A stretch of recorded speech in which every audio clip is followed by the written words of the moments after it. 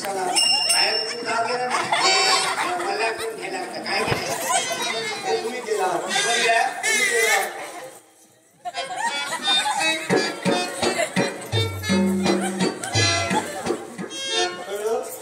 तुम्ही केला आता त्यावेळी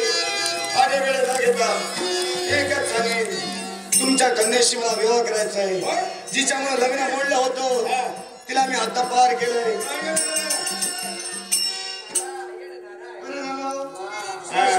बराला भडजीले लग्न करायचंय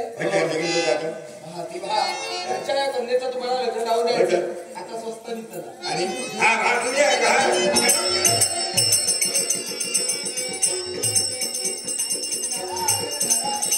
वर्षी